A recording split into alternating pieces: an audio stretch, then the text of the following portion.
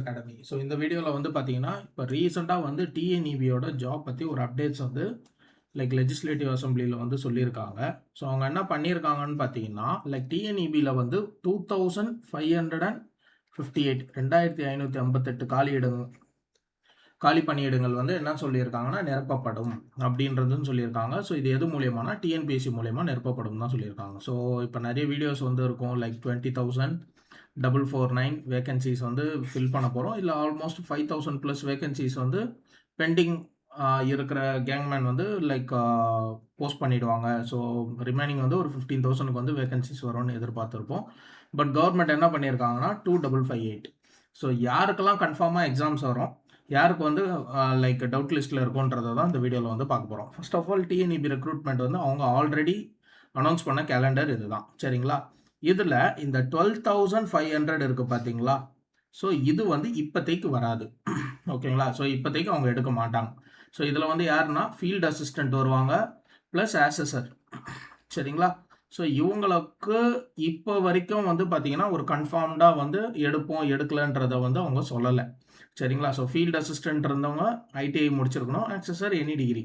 So இவங்க ரெண்டு பேருக்குமே வந்து பார்த்தீங்கன்னா ஒரு கன்ஃபார்ம்டு இன்ஃபர்மேஷன் வந்து அவங்க கொடுக்கல. ஸோ இந்த வேகன்சியை வந்து நம்ம என்ன பண்ணிடலாம், மைனஸ் பண்ணிடலாம். இந்த பெண்டிங் ஃபினான்ஷியல் அப்ரூவல் பற்றியும் நம்மளுக்கு எந்த ஒரு அப்டேட்ஸும் வரல. இந்த ரிமைனிங் இருக்க போஸ்ட் இருக்குது பார்த்தீங்களா, அசிஸ்டன்ட் அக்கௌண்ட் ஆஃபீஸர், ஓகே, அந்த ஏஇ சிவில் மெக்கானிக்கல் எலக்ட்ரிக்கல், இதுக்கு மூணுக்குமே வந்து பார்த்தீங்கன்னா நீங்கள் பிஇ முடிச்சிருக்கணும்.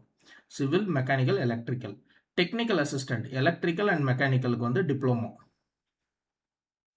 சரிங்களா? ஸோ இந்த போஸ்ட் வந்து இது வரைக்கும் கன்ஃபார்ம் ஆகிருக்கு.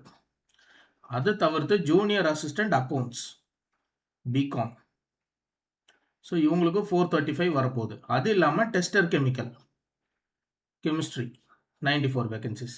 இந்த வேகன்சிஸ்லாம் ஆட் ஆன் பண்ணிங்கன்னா உங்களுக்கு கரெக்டாக பார்த்தீங்கன்னா 2,558 வேகன்சிஸ் வந்து வருது, சரிங்களா? ஸோ ஆஸ் பர் இப்போ இருக்கிற அனௌன்ஸ்மெண்ட் படி இந்தந்த வேகன்சிஸுக்கான லைக் ரெக்ரூட்மெண்ட் வந்து இந்த வருஷமே கம்பல்சரி எடுப்பாங்க. இன்னும் கூடிய சீக்கிரத்தில் வந்து பார்த்தீங்கன்னா உங்களுக்கு நோட்டிஃபிகேஷன் நீங்கள் எதிர்பார்க்கலாம்.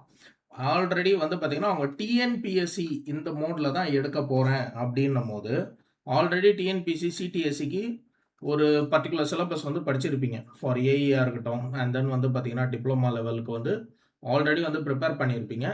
டெக்னிக்கல் பொறுத்த வரைக்கும் பார்த்தீங்கன்னா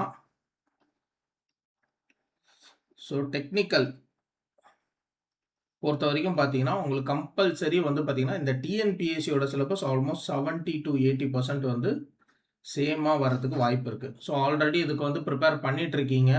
ஸோ அதே வந்து பார்த்தீங்கன்னா லைக் டெக்னிக்கலி வந்து பார்த்தீங்கன்னா உங்களுக்கு 10 யூனிட் இருக்கும். அந்த 10ல் எனக்கு தெரிஞ்சு மினிமம் 6 to 7 யூனிட்ஸ் வந்து மோர் ஆர் லெஸ் சேமாக தான் இருக்கும். ஸோ ஓகேங்களா? ஸோ இப்போது நீங்கள் ஏஇ படிக்கும் போதே நிறைய கோடில் வந்து படிச்சிருப்பீங்க. அதில் பார்த்தீங்கன்னா எல்லா கோட்லேயும் லைக் ஒரு 6 to 7 சாப்டர்ஸ் வந்து மோர் ஆர் லெஸ் சேமாக இருக்கும். அந்த சாப்டர்ஸ் எல்லாம் வந்து நீங்கள் ஃபோக்கஸ் பண்ணுங்கள். அண்ட் தென் எஸ்பெஷலி பிகாம் முடித்தவங்க 435 வேகன்சிஸ் இருக்குது, ஓகே? ஸோ கம்பல்சரி வந்து பார்த்தீங்கன்னா உங்களுக்கு அக்கௌண்ட்ஸ் வந்து நீங்கள் இன்னும் நல்லா படிக்கணும், டிகிரி ஸ்டாண்டர்டுக்கு தான், சரிங்களா? ஸோ 11th 12th வந்து பேஸ் வந்து இருக்கும். அது தவிர்த்து டிகிரி ஸ்டாண்டர்டுக்கு வந்து ஜூனியர் அசிஸ்டன்ட் அக்கௌண்ட்ஸ் வரும். ஸோ இது எல்லாத்துக்குமே வந்து பார்த்தீங்கன்னா கம்பல்சரி ஜிஎஸும் இருக்குது, சரிங்களா? சோஷியல் சயின்ஸ் அண்ட் சயின்ஸ் வந்து நீங்கள் கம்பல்சரி என்ன பண்ணணும், படிக்கணும். அது தவிர்த்து ஆப்டிடியூட் அண்ட் ரீசனிங்கும் இருக்கும், சரிங்களா? ஸோ இதுக்கு முன்னாடி டிஎன்இபி பேட்டர்னில் வந்து எப்படி நடத்தியிருந்தாங்கன்னா லைக் 20, 20, 60 இந்த மாதிரி வந்து கண்டக்ட் பண்ணியிருந்தாங்க. இப்போ ஆல்ரெடி எல்லாருக்கும் தெரியும் டிஎன்பிசி பேட்டர்ன் பொறுத்த வரைக்கும் ஜென்ரல் ஸ்டடீஸ் இருக்கும், லைக் 75, 25 அந்த ரேஞ்சில் இருக்கும். அண்ட் தென் வந்து பார்த்தீங்கன்னா டெக்னிக்கல் பேப்பருக்கு தனியாக இருக்கும். ஸோ அந்த மாதிரி வந்து கண்டக்ட் பண்ண தான் வாய்ப்பு அதிகமாக இருக்குது.